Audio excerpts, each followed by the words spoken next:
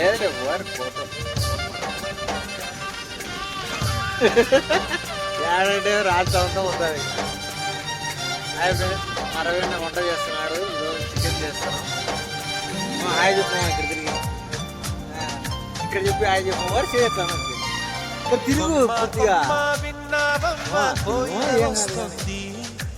వస్తూ వస్తూ తనతో వెన్నెల వెలుగులు తెస్తోంది.